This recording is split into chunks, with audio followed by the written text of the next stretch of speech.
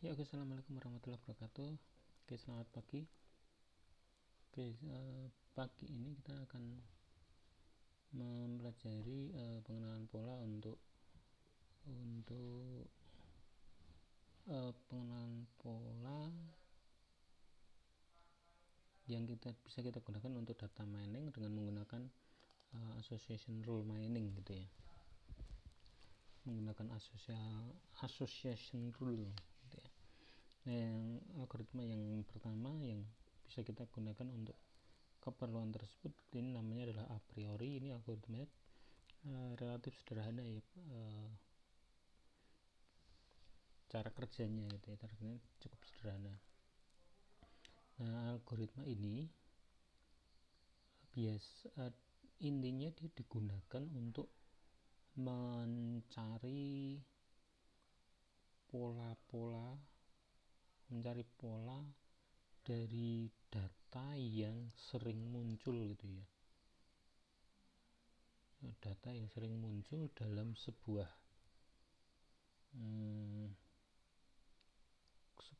kumpulan data yang besar gitu ya. Ada sebuah kumpulan data yang besar. Nah, ini implementasinya cukup banyak gitu ya. Salah satu implementasi yang sangat sering dipakai gitu ya adalah pada saat a priori ini kita gunakan untuk menganalisis item-item apa saja yang sering dibeli gitu ya oleh pembeli di sebuah supermarket gitu misalkan gitu ya. Jadi untuk pembeli itu dia membeli customer itu membeli barang-barang apa saja sih yang sering mereka beli gitu ya, itu bisa kita analisis gitu ya. Kemudian dari sini nanti kita bisa menentukan gitu ya, barang-barang apa saja yang bisa kita ikut sertakan gitu ya, atau produk apa saja yang bisa kita ikut sertakan jika seorang customer itu membeli, misalkan katakan membeli barang A gitu ya. Nah, apakah nanti barang B itu juga bakal dibeli oleh customer atau tidak gitu ya, apakah barang C itu juga akan ikut dibeli oleh customer atau tidak. Nah, itu bisa kita tentukan menggunakan algoritma a priori ini gitu ya. Jadi ini adalah algoritma data mining dengan berdasarkan item set yang sering muncul gitu ya, item set. Nah, nanti akan kita lihat nih maksud dari item set gitu ya. Item set itu apa gitu ya. Jadi item set itu adalah satu set atau satu kelompok item gitu ya, satu kelompok item gitu ya. Itu kita sebut sebagai item set. Nah, contoh sederhananya adalah seperti ini contohnya gitu ya. Jadi pada saat kita belanja gitu ya, kita belanja roti dan mentega. Ini adalah itemnya, roti item, mentega ini juga item 1, item 2 gitu ya. Atau perangkat lunak laptop gitu ya, ini item 1 gitu ya, kita memberi perangkat lunak. Nah, kemudian itu biasanya kita juga membeli antivirus gitu ya, kita beli bersama gitu ya. Itu kita sebut sebagai item set. Ini item, ini item. Nah, gabungan dari itu kita sebut sebagai item set gitu ya. Ini ada dua item set gitu ya, dua strip item set gitu ya, bukan dua buah item set, tapi kita menyebutnya seperti ini, K item set gitu ya. K ini jumlah item yang ada di dalam kelompok itu gitu ya. Nah, dua strip item set gitu. Kalau itemnya cuma satu ya satu strip item set, artinya item set yang isinya cuma satu item gitu ya. Dua strip item set berarti item set yang isinya dua item gitu ya, satu item set. Contoh lain, kita biasanya beli kopi dengan gula gitu ya, itu 2 item set. Atau bisa juga kita membeli kopi, gula, dan teh gitu ya, berarti 3 strip item set. Nah, artinya item set yang terdiri dari 3 item gitu ya. Nah, itu kita sebut sebagai item set gitu ya. Jadi cukup sederhana ya pengertiannya ya, walaupun secara definisi ini agak sulit kita membayangkan, tapi contohnya seperti itu. Jadi sebuah item set terdiri dari bisa terdiri dari 2 atau 3 gitu ya, atau 1 juga kita sebut sebagai item set. Nah, item set yang sering muncul pada saat seseorang berbelanja gitu ya, itu kita sebut sebagai frequent item set gitu ya. Item set yang sering muncul gitu ya di database ya tentunya ya. Kalau di arti realnya berarti item set yang sering dibeli oleh pelanggan itu apa gitu. Nah, itu kita sebut sebagai frequent item set. Nah, algoritma a priori itu digunakan untuk mencari ini gitu ya, mencari item set apa sih yang sering muncul dalam sebuah database gitu ya, atau arti harfiahnya item set apa saja sih yang sering dibeli oleh pelanggan gitu ya, itu kita sebut sebagai frequent item set. Nah, itu ya frequent item set. Nah, frequent item set ini kita sebut sering muncul gitu ya jika memenuhi 2 syarat gitu ya. Dia kita sebut sebagai frequent item set jika nilainya gitu ya di atas nilai parameter support dan confident gitu ya. Support dan confident. Jadi ada 2 parameter ini yang terlibat di sini, yaitu support dan confident gitu ya. Support ini artinya jumlah transaksi itu ya yang di dalamnya terdiri dari beberapa item yang dibeli secara bersamaan itu ya dalam satu transaksi. Itu kita sebut sebagai support gitu ya. Sedangkan confident ini adalah transaksi di mana sebuah barang itu dibeli satu demi satu gitu ya. Itu kita sebut sebagai confidence gitu ya. Contohnya adalah seperti ini contoh-contoh. Nah, contoh realnya ini. Jadi contoh realnya gini. Ada seorang pelanggan membeli roti. Nah, jika pelanggan itu membeli roti, dia juga membeli butter gitu ya. Dia juga membeli butter. Ini kapan seseorang membeli roti, kemudian dia juga sekaligus membeli butter, itu kapan kita sebut seperti itu? Itu kita sebut demikian kalau dia memenuhi parameter ini, parameter support 2% dan confident 60% gitu ya. Confident 60%. Nah, artinya gini, artinya dari seluruh transaksi gitu ya, misalnya transaksi dalam satu hari lah, sebuah toko gitu ya, sebuah toko, nilai support 2% ini artinya bahwa ada 2% transaksi gitu ya dari keseluruhan transaksi, di mana transaksi itu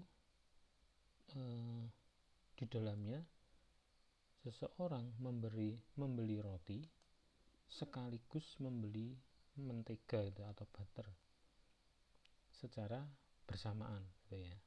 Ada 2% gitu ya. 2% transaksi gitu ya. Nah, itu kita sebut sebagai support 2% gitu ya. Support 2%. Sisanya adalah orang tidak membeli roti dan mentega bersama-sama gitu ya. Kemudian kalau confident 60%, itu artinya ada 60% pelanggan yang membeli roti atau membeli mentega gitu ya. Membeli roti atau membeli mentega. Nah, itu kita sebut sebagai confident 60%. Nah, contoh hitung-hitungannya seperti ini ya. Misalkan nah ini misalnya ini adalah transaksi, ada data transaksi seperti ini gitu ya. Dan data transaksi belanja gitu ya, belanja ada 6 transaksi gitu ya, dimana setiap transaksi itu di kolom berikutnya itu disebutkan ya itemnya apa saja gitu ya. Di situ misalkan ya transaksi 1 itu di dalamnya ada item 1, item 2, item 3 gitu ya. Item ini ya nanti adalah barangnya gitu ya, realnya dia adalah barangnya. Apakah I1 ini bisa roti, I2 ini bisa mentega gitu ya, I3 bisa meses gitu ya, contohnya seperti itu. Kemudian transaksi 2 gitu ya, isi dari transaksi 2 adalah item 2, item 3, item 4 dan seterusnya gitu ya. Ini transaksinya, ini isi dari transaksinya gitu ya, atau barang yang dibeli di setiap transaksi. Kemudian pemilik toko gitu ya, itu menentukan bahwa supportnya adalah 50%, confidentnya adalah 60% gitu ya. Nah, dengan parameter ini kita akan mencari gitu ya, item set apa saja sih yang sering muncul gitu ya dari semua transaksi ini gitu ya. Item set apa saja yang sering muncul dari semua transaksi ini gitu ya. Nah, kalau datanya cuma sedikit seperti ini, mungkin kita bisa melihat ya, memperkirakan gitu ya, item apa saja sih yang sering muncul gitu ya. Tapi itu hanya kira-kira gitu ya. Nah, sekarang dengan data ini kita akan mencari item-item apa saja yang sering muncul gitu ya dari semua transaksi ini. Nah, kalau kita nanti bisa mengetahui item apa saja yang sering muncul gitu ya, nanti kita bisa menentukan gitu ya, kita bisa ambil kebijakan gitu ya. Jadi kalau item 1 ini sering muncul gitu ya bersama item apa gitu ya, nah nanti kita bisa menentukan gitu ya. Jadi kita bisa menentukan gini, misalkan produk I1 gitu ya, kita letakkan di rak A gitu ya, rak A. Oh, item 1 ini berdasarkan analisis gitu ya, dengan parameter seperti itu, oh item 1 ini dia sering dibeli bersamaan dengan item 2 gitu ya. Berarti nanti kita harus meletakkan produk 2 itu dekat dengan produk 1 gitu ya, dekat dengan produk 1. Nah, dengan cara seperti ini gitu ya, maka kita bisa semakin meningkatkan penjualan gitu ya, penjualan produk 1 dan produk 2 gitu ya. Nah, tujuannya untuk seperti itu. Nah, sekarang kita coba lihat ya hitung-hitungannya ya. Hitung-hitungannya kita coba lihat gitu ya. Saya akan lanjutkan di sini gitu ya. Jadi di situ support 50%, confident 60%. Oke. Bentar. support di sini akan saya tuliskan dulu ya. Supportnya adalah 50%. Artinya kita bikin hitungan dulu. Supportnya adalah 50% kali 6 transaksi gitu ya, sama dengan 3. 6 ini ada asalnya dari ini jumlah transaksi gitu ya. Kemudian di sini kita dapatkan angka 3 gitu ya. 50% kali jumlah transaksi ini sama dengan 3. Nah, kemudian kita buat item set gitu ya, yang isinya adalah satu item gitu ya. Isinya satu kita menghitung itemnya gitu ya. Terus saya akan bikin dulu tabel gitu ya. Kita bikin item set yang isinya cuma satu item. Tabel mana ya tabelnya? Ini bukan membuat tabel. Sebentar, saya akan cari cara untuk membuat tabel.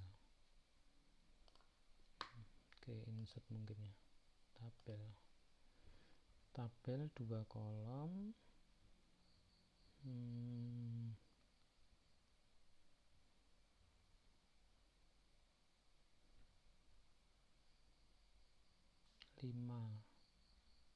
5 baris 6. Ini 2 saja. Oke, gini dulu. Ini item, ini jumlah. Sebentar, ini saya set dulu tulisannya. Oke, itemnya tadi, nah ini ya, kita coba lihat dulu nih ya. Itemnya ini ada item 1, 2, 3, 4, 5, ada 5 item gitu ya yang terlibat di sini ya. Kita tuliskan seperti ini dulu ya. Item I1, terus ini kok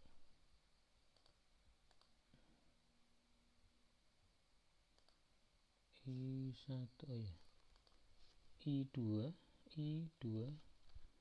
terus I3,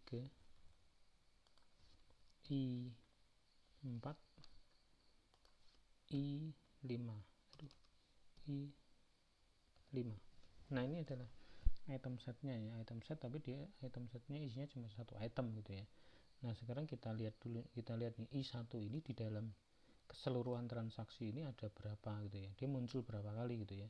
Kita coba hitung nih, ini I1 ya, 1, 2, 3, 4 kali. I1 muncul 4 kali. I2 kita coba lihat ya, 1, 2, 3, 4, 5 kali. I2 muncul 5 kali, 5. Terus I3 1, 2, 3, 4 kali. Terus I4 1, 2, 3, 4 I4 4 kali. 4 kali. I5 1, 2 I5 2 kali. Oke, nah gini ya. Nah, sekarang kita lihat pada posisi sekarang gitu ya. Pada posisi sekarang ini jumlah item yang muncul dari keseluruhan transaksi itu adalah ini gitu ya. Kemudian kita lihat nih, dari data ini kita lihat item apa yang dia kurang dari 3 gitu ya. Kurang dari 3 ke atas itu kalau nilainya adalah 3 ke atas gitu ya, supportnya dia 3 ke atas, itu kita sebut bahwa item tersebut merupakan item yang frequent gitu ya. item yang sering muncul gitu ya. Item yang di atas 3 ke atas itu item yang sering muncul di database gitu ya. Kalau ini itemnya 2 gitu ya, I5 sama dengan 2, berarti itu adalah item yang jarang muncul gitu ya di database. Nah, sehingga ini item yang terakhir ini I5 ini kita coret. Oke, saya akan beri tanda coretannya pakai, nah ini pakai ini aja. Ya, nah itu ya, kita coret seperti ini. Jadi ini adalah item yang jarang muncul gitu ya. Ini kita sebut sebagai tabel 2 ya. Kita namakan sebagai tabel 2. Ini saya beri caption, bisa atau enggak nih ya. Oke, sepertinya enggak bisa. Insert caption tidak bisa. Oke, ini kita sebut sebagai tabel 1. Ini saya tandai dengan ini aja deh. Nah, gini aja lah. Nah, ini tabel 2, tabel 1 yang ada di atas tadi gitu ya. Tabel 2.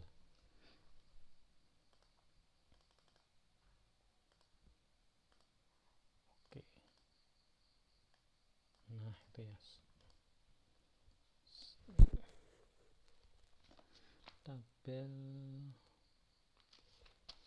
Tabel 2, terus ini hilang gitu ya. Saya akan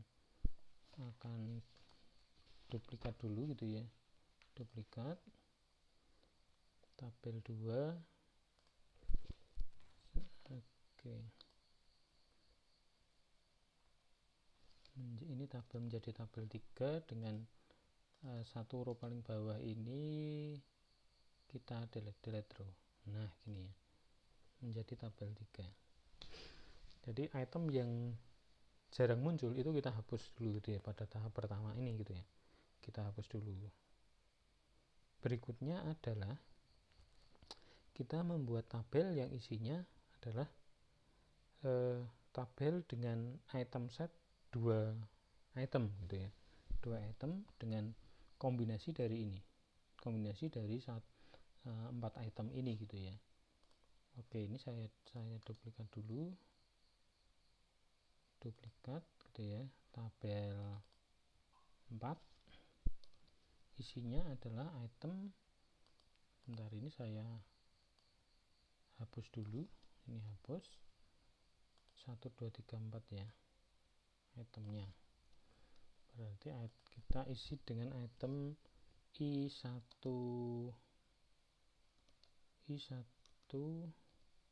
2, terus I1